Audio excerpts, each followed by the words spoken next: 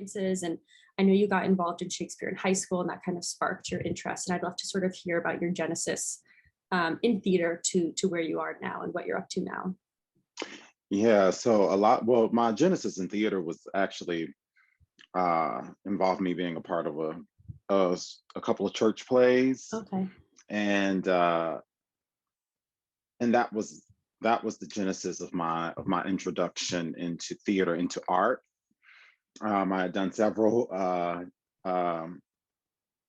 Easter plays, and I had done a church production of a play called The Amen Corner, written by James Baldwin, when I was 18. I was 17, 18 around that time. And then I got accepted into a performing arts high school here in Nashville, which is NSA, Nashville School of the Arts. And that sort of incited my trajectory as a now professional artist. And yeah, I have not looked back. I haven't looked back. It's a part of who I am. It's a part of my world. And it definitely shapes how I see the world now. Still as a young artist in my late 20s, doing this for way over a decade now. And when I was in high school, my junior year, I believe it was, my junior year my first year ever tapping into Shakespeare of high school. I had always wanted to do Shakespeare. I had always wanted to perform Shakespeare, because poetry, I've always loved language. I've always loved literature. And so that it was inherently there. And so we have what's called a Shakespeare competition here, here in Nashville. And so and we were required in high school, I think around our junior year, to perform a Shakespeare monologue for the Shakespeare competition, the regional Shakespeare competition. And much to my surprise, I had won the first place. And that was a beautiful surprise. Yeah. Because I just was really loving the process. I really enjoyed the process, and a teacher and mentor here in Nashville named John Royal. He coached me on my first Shakespeare monologue, which was Malvolio from Twelfth Night. And I had done the Madam, you have done me wrong, notorious wrong, pray you peruse that letter by hand or phrase. Yeah, I had done that then, and I imagine it would be much different now, but because I'm in a different headspace. But sure.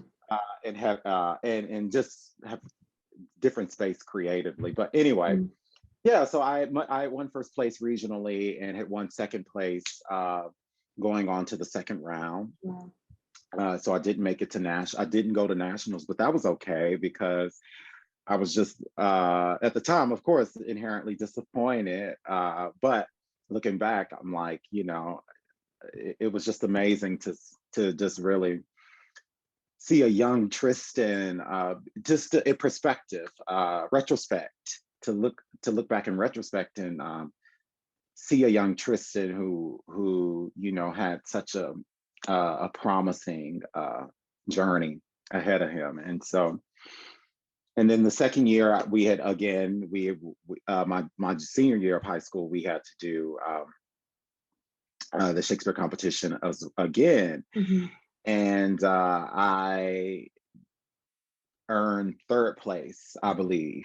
And I didn't go on to the second round, but that was okay again, because I was again very, very proud of the process. And that sort of incited like those Shakespeare competitions sort of lit a fire for my for my love for Shakespeare. And so yeah. And I've been very fortunate and to have some experience doing the work. Yeah. That's so great. So then after high school, did you know you wanted to be an actor? Like, this is it. I went to performing arts high school, or what was your path after you graduated high school? Yeah. I mean, I knew that this was going to be my life Yeah. way before um, getting into going to my performing arts high school. Okay. I just had never received what we know as formal training. Yeah. And so that was my first ever experience as a dancer, as an actor, receiving formal training.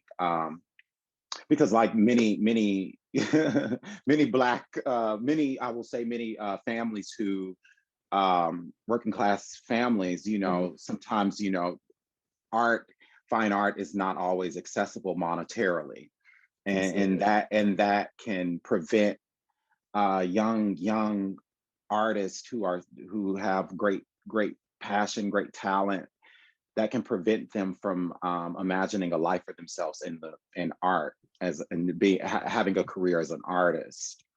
And so that was something, you know, that sort of prevented me from ever having formal training, is that, you know, I grew up in a home where, you know, my family was doing what they could to support us. And so that was so it it wasn't until I was able to go to get into the performing arts high school, where I got accepted into the performing arts high schools, where I received my training. And I Mhm. worked so diligently and I worked very hard because I loved it, and and I wanted to accomplish and succeed in all of my goals and my passions. And so from there forth, I from high school, post high school, I gotten accepted into two programs, and I ended up going to University of Memphis, 3 hours going west of Nashville, I-40.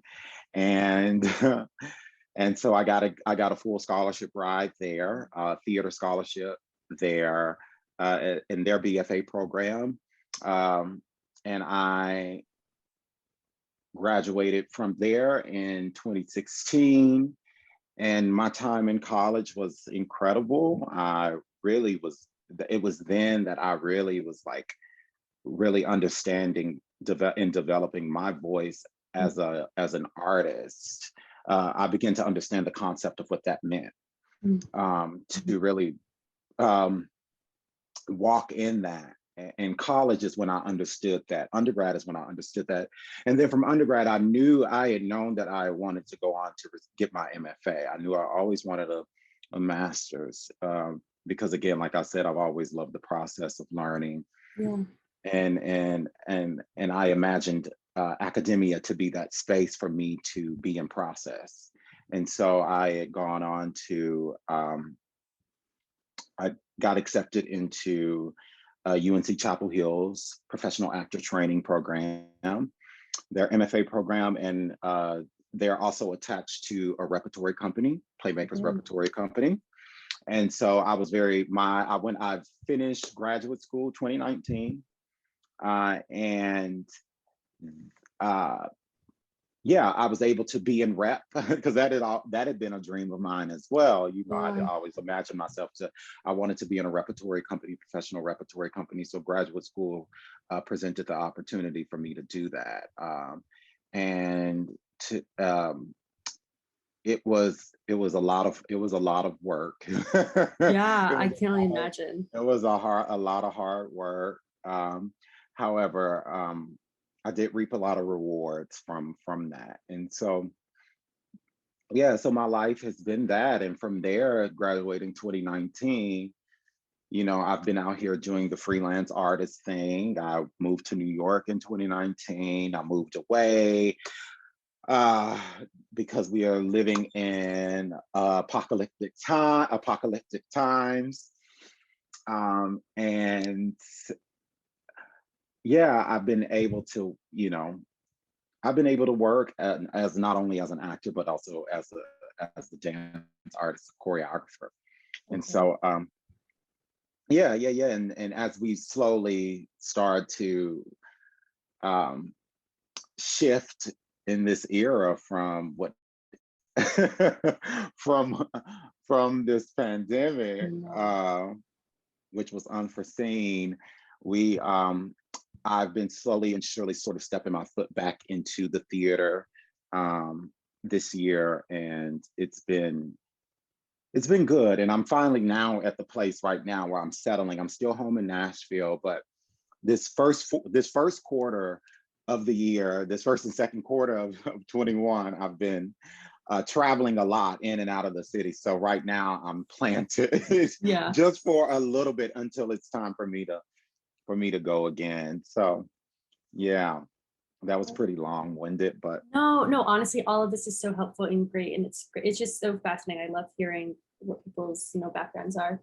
Um, and mhm. okay, so you're planning on moving back to New York then? Well, I'm not quite sure where I'm headed after Yeah. this. I know that in the fall I'll be in DC Oh, great. working, and yeah. I'm just sort of gauging what is next because things are slowly happening, and so with that, Absolutely. I'm moving at that pace as well. So, Yeah. No, but I smart. will be back in New York working, and I will be back in New York because that's another home. Yeah. So Yeah, yeah. absolutely. No, that's great. This definitely won't be this part that I'm about to say is not going to be included in the interview, obviously. But I, outside of doing school and all this stuff, you can't tell by my interviewing, but I'm a stand-up comedian, and so New York has been like a very over the last couple of years, I've spent my summers there, and like it is absolutely the place for artists. And I am hoping to move there after graduation in August. But yeah, I'm with you. The slowly, like it's just so trepidatious. Like you don't know what's opening up when, and yeah. But um, I'd love to hear a little bit about. You said that you found academia to be a place where you could really focus on your training and really immerse yourself in that learning. I'd love to also hear about, in the talk that you did, or the panel that you did in 2020 with the other Black Shakespearean artists, you talked about unlearning a lot. And I would love to hear about your experience within academia and reaping that experience, but then also knowing sort of when to challenge it and what that experience was like. Yeah, there's always this, W.E.B. Du Bois Mm, speaks about this in you know, um, his work, The Souls of Black Folk, and he speaks about the first chapter deals with like double consciousness and what that means as a Black person, a Black civilian here in America, living with a double consciousness, always being aware of your race and always being aware of how others are perceiving you, and also having to exist in this space of polarity of like, here I am, my identity, my living as a Black person here in America, and what that culturally means, and also what is the culture of the actual institution in which you are existing in, and so having to shift into that space as well. And so, again, a part of my training outside of what the institution was giving me was assigning myself was that I was actually learning culturally and socially what that meant as a Black queer artist in the spaces of academia, which are inherently built on a system that was not necessarily imagined for me or my community, mhm. and so that and becoming more and more aware of that as I work toward graduation, and so um, personal and artistic graduation, and so Yeah. um, yeah, I there was a lot of unlearning that I had to do as far as understanding, like I said, my voice as an artist, my voice as a Black artist, my voice as a Black queer artist, not necessarily not apologizing, learning to Mhm. not have to apologize for my gifts and what I bring to artistic and academic spaces. And that was something, as a young artist, you sort of don't necessarily know what that means. You don't. And I'm still a young artist, and I'm still learning. You know, I still have to be aware that I have to always be a sponge and have to be receptive of things, information. But even as a teenager, and then transitioning into college, you just don't really get it. You want to act, you just want to dance, but never really understanding the politics of what this industry is actually. And so yeah, that's been a lot of my journey. Is I was just thinking about this last night. I was like, wow, man, like the industry politics definitely penetrate you in a way where you kind of you sort of fall out of why you do what you do, or and that can sort of taint you if you let it, in a way. And so I was just thinking about that last night. And so a lot of my process has been, even in relation to my work in Shakespeare, is that, how can I take this material and bring it home for myself, and not have to necessarily assimilate to an idea of what these institutions imagine for this particular work. Shakespeare inherent is our most prominent example of that. And so that's been a lot of my work, is like, how do I continue to allow not how do I turn up the volume more and more for how I see this work, how I perceive this iambic pentameter, and what is the pulse of, how is that pulsating in my body? How is that pulsating through my voice? And yeah, that is something that excites me when I enter into the work. Because if I were to enter into the work, how you know many imagine for Shakespeare and the like to be, then there's really no use. There's really no use. Does that sort of scratch the surface? Oh, absolutely. Yeah. Scratching the surface, below the surface. No, that's great. And we've definitely been talking throughout this course of, like, just on a daily basis, class basis, just the sort of myth or perceived notion that Shakespeare is like an equalizer. Shakespeare is for everybody, but really, it depends who we are or who the everybody That's is. right. And That's right. I'd love to hear, like I said, if you want anything to be off record, or if anything, if these questions, bring up something that you just don't want to tap into, that's totally okay.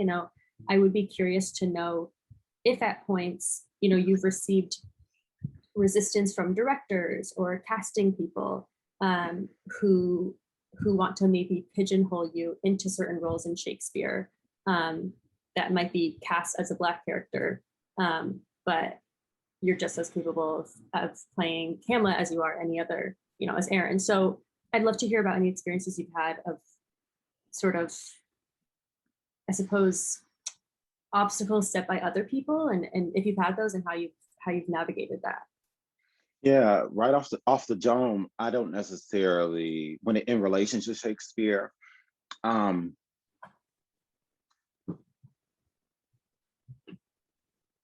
fortunately, in my experience, I can say consciously that I've not had to deal with any pushback. I haven't had to deal with any pushback. In fact, there was a moment in graduate school where I was asked to do. There was this series that we had in graduate school where we have what we call mobile shakes, and that is some of my colleagues and I would work on a Shakespeare for a semester, a Shakespeare play, and we would rehearse that play and in the round. And we would take these plays to, rehabilitation centers. We would take these Shakespeare plays to elementary schools, libraries across the Triangle in Wow. North Carolina. And there was a semester where I was asked to do Gloucester, Richard Mm. III, and I had worked on Richard for a semester in my Shakespeare acting class because we were asked our second year of graduate schools to choose a Shakespeare character, and we would work on those throughout the semester. And I had chosen a character that I necessarily never really imagined my Black queer body to to ever be Yeah. playing Gloucester. But I said, that's even more of a reason why I need to do it. At the time, I was like, I'll work on Ariel, which of course I would someday love to play. But I knew I could do Ariel. I knew I could do Ariel well. But someone had planted a seed to me and said, I imagine you to be easily cast as Ariel. Why don't you do something that you wouldn't necessarily do? And so I said, you know what? Let me do a play that I saw once, didn't necessarily enjoy, and I don't. It's not something that I'm really familiar with off of the dome. So I said, let me Mm. do Richard III. Read the play, sat with it that summer before second semester of grad school, and I was like, I said, oh yes, absolutely. Of course, like this is opportunity for me to really challenge myself and see where I can go with this, and was really successful and throughout that semester. And so I was asked to work on the character. And I will say, at the time, I was not in a space culturally where I could play that because, and now this is where it's all coming back to me. So Yeah. I was not at the space where I could play that character because of how the cast was set up. I was the only Black person in the play. And so to me, at the time, when I was asked to play Richard III, I immediately said yes for the mobile shakes. And then I had spoken with a mentor about it because there was an event that had occurred that semester where I didn't culturally feel safe enough to play a character who is renowned as a villain. And so in the rest of the cast was a non-Black cast. It was a Mhm. it was it was predominantly white cast. And I was playing Richard III. And so my mentor at the time was like, he was like, Tristan, no. Like, Mhm. I was like, I something, my internal clock was saying, it was saying no. And my mentor at the time had helped me with that perspective. And he was like, no, Tristan, you need to say no.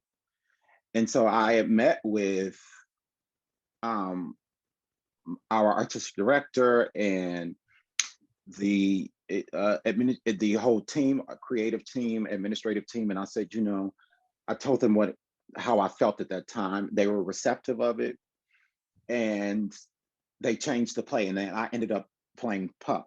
I ended up doing Robin Goodfellow, which at the time was honestly what was necessary for me Yeah. at that time, because to be doing material that heavy, and to be the only Black person in that space, and to be dealing with what I was dealing with, not even um, on a creative level, but just culturally what I was dealing with outside of the artistic space in academia was not a safe space for me to be working on Richard III. Mhm. And so I can recall that being a very poignant time where I understood my artistic penchant was saying, no, not right now. not right now. And as I speak with you about it, it's even more empowering as a Black artist to know thyself, to know where you are in your space and time, and to say, no, simply no. And though I love the work, I understand that there has to be a space, there has to be a company of people to where the dialogue is being pushed further, and that the dialogue doesn't feel, the dialogue around the play, the reason why we are doing the work, doesn't feel stagnant. It doesn't feel um, regressive. Um, in that everyone involved feels empowered to do this work, and we don't have to shy away from the material, but rather we can really allow the material to inspire us as a company versus, us being in a space where we're not artistically or culturally um, equipped or tooled to be doing work and doing the work. And so, yeah, I can look back and say that I'm grateful to have mentorship and to have had the wisdom and the insight to not do that at that time. Yeah, no, absolutely. Um, yeah, I can only imagine just how strife that time must have been, and excuse me, and being cast in something and that sort of coming secondary to what you need it to be actually doing. Um, yeah, I would love to hear a little bit about, like, going forward, what you what your imaginations are for Shakespeare, and sort of your goals in his plays or outside of his plays, and what your like ideal company would look like or sound like, or any project that you'd love to work on. That was a lot of questions. I can break it down too, Yeah, but yeah. sort of like, yeah, I'm sorry. Do you want me to break it down maybe? Yeah, would you mind No, breaking that down? is very reasonable. I'm gonna Um, turn this fan. oh, no Man, worries. I was turning that fan down. Oh, no problem. It's so hot. I'm sure down south it's It hot. And in Chicago it is it like is. burning. Yeah, I apologize why. Oh my I got a gosh. little chilly. I got a Oh little gosh, chilly. that's nice.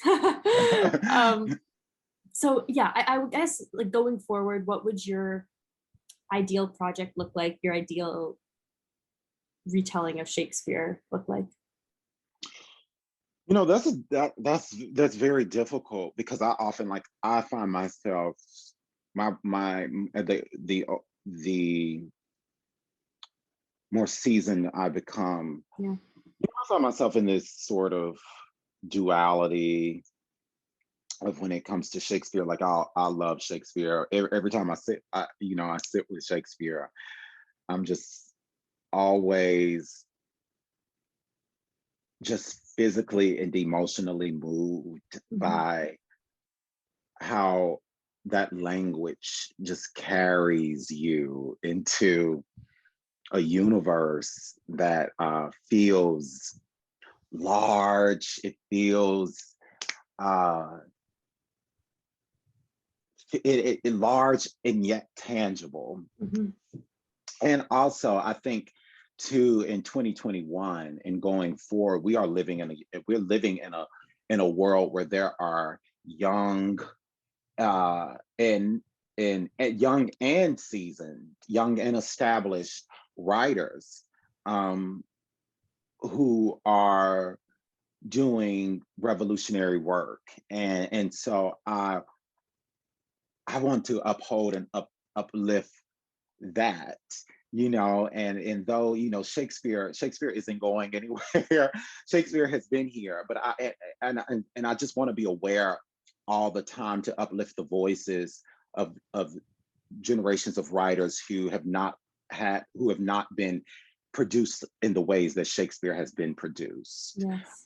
And so I just want to always be aware of that. And again, like I live in this space of polarity. And so I love Shakespeare, and I also understand the history of what what Shakespeare has embodied to a certain community of people.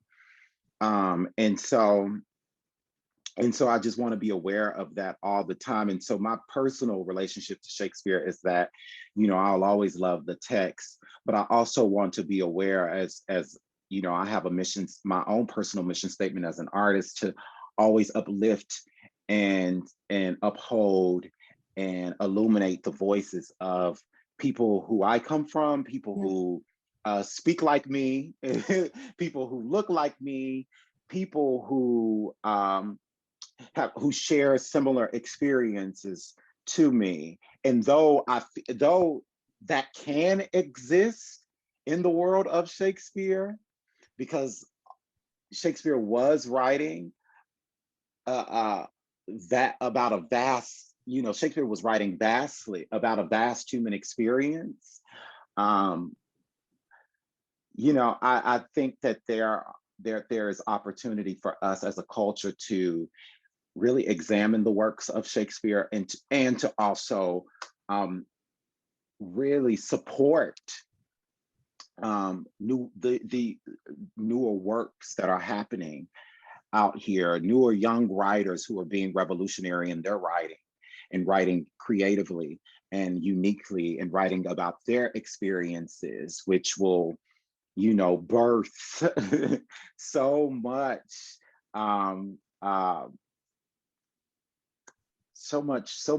so many that will birth worlds of storytelling.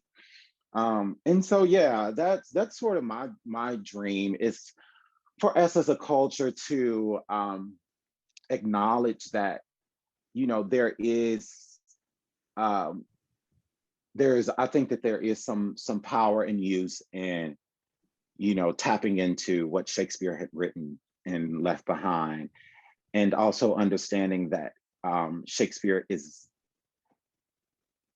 not the chandelier of theater, of the American theater.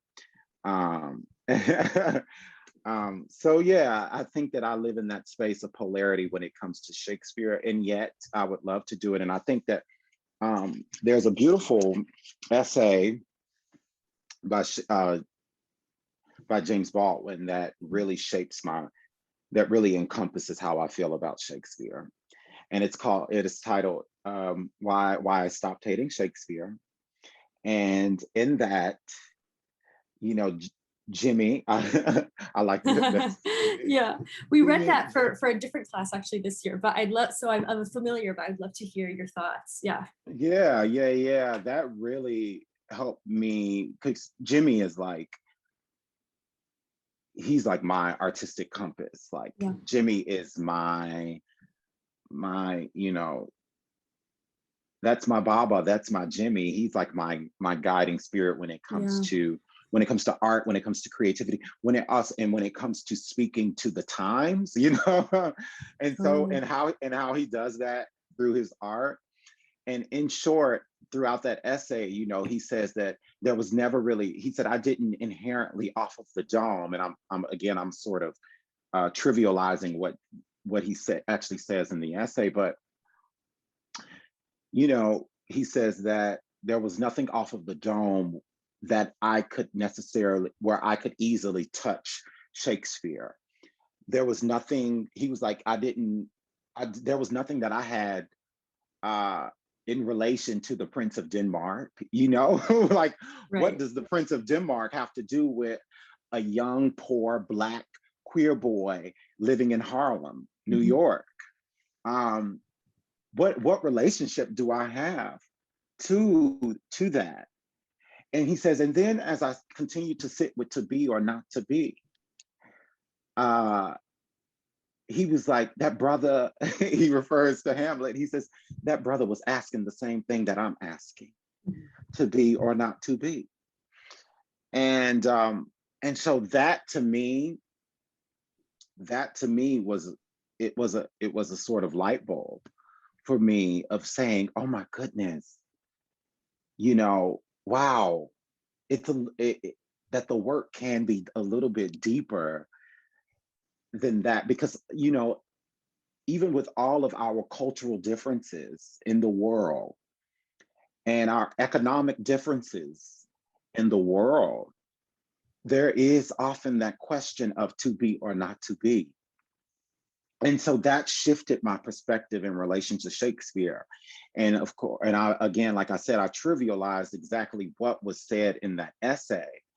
However, the point is that what Jimmy was writing about in that essay definitely encapsulated my own personal journey with Shakespeare. Going from loving Shakespeare to being resistant to Shakespeare, because understanding how in academia that is presented to us as a chandelier. Mm-hmm. And you're like, well, no, there is vast writing happening across the globe. Yeah. And so yeah, that definitely was again a artistic shift. Like I said, going from loving Shakespeare to understanding how Shakespeare is weaponized in academia and throughout the industry, throughout our institution, and then understanding that and then going to understanding the dualities of Shakespeare, yes, I acknowledge that Shakespeare has been used as a weapon, and also here is what Shakespeare is writing about and was speaking to. And how can I, Tristan, a Black queer boy from the South, whenever I approach Shakespeare, how can I tap into and relate to what to be or not to be means to me?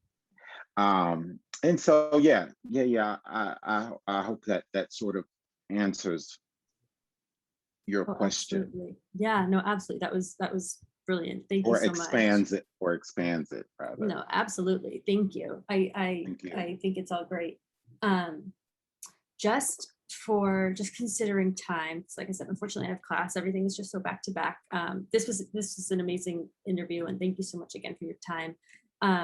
Is there something that you'd wish I'd asked you? Is there something you want to add that's on your mind?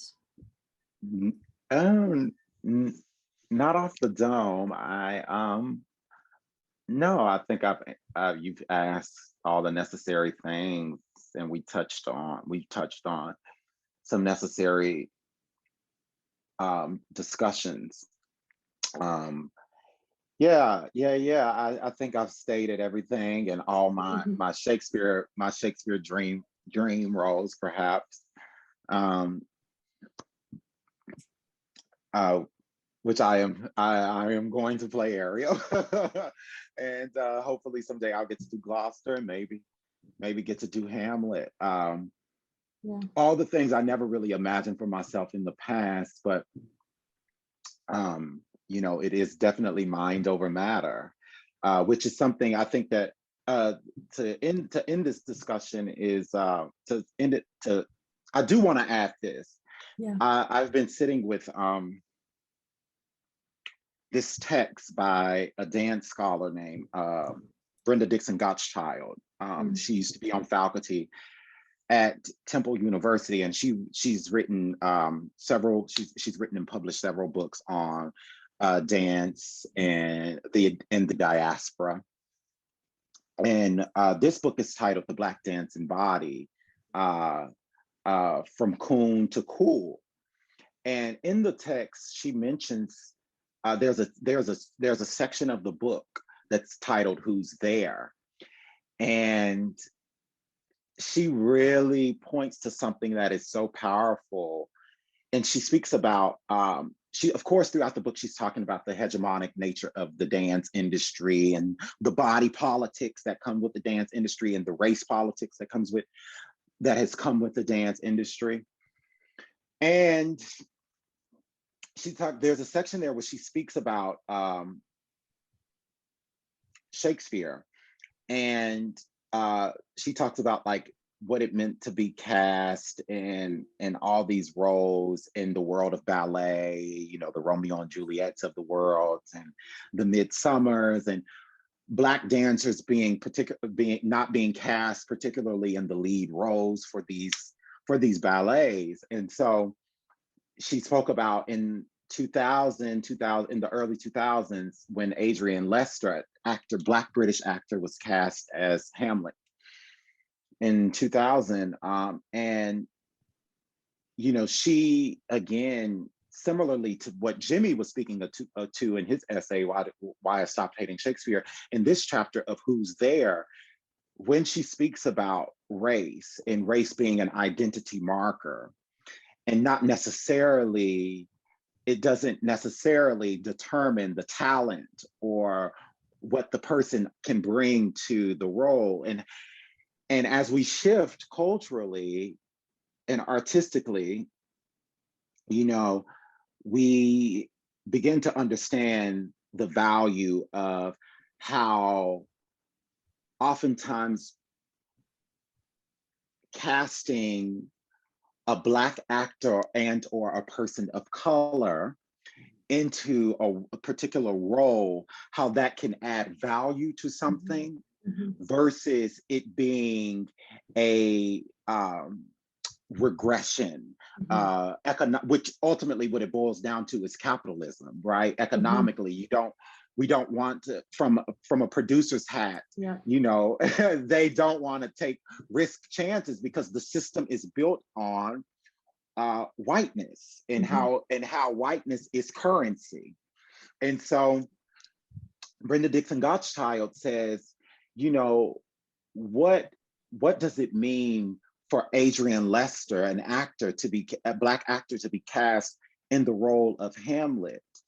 And when you cannot when unfortunately you are unable to, you can't cast Zane Booker as your Romeo with the New York City Ballet, you know? And so I'm trivializing what she's saying, but who really is at the root there of when Hamlet says to be or not to be? That is the question. Who's there? And the first line of Hamlet, the opening line of the play Hamlet is, who's there? And so what she is, there's that double entendre there where she's pulling from, where she's asking the question of, you know, when Shakespeare asked the question of who's there, because that's not accidental that that's the first line of Hamlet. That line is very intentional when the question is then asked, who's there? I can't remember, I think it's Bernardo, one of the guards of the palace, they ask, who's there? There's a knock at the, you know, who's there? And so Brenda Dixon Gottschalk relates that line to who is at the root of these characters, to where it is impossible for Zane Booker to not be cast with the New York City Ballet as Romeo in the New York City Ballet, because of fear that, you know, there won't be a return to that. But Adrian Lester can play Hamlet, and there can be a response, there can be a fruitful response to that. And so she talks about, what she does is explore the value of what it means to not necessarily even take risk or chances, but really to see Black artists and to see artists of color and queer artists and gender expansive artists really explore these works that have been only seen through a capitalistic heteronormative gaze, and really expand that.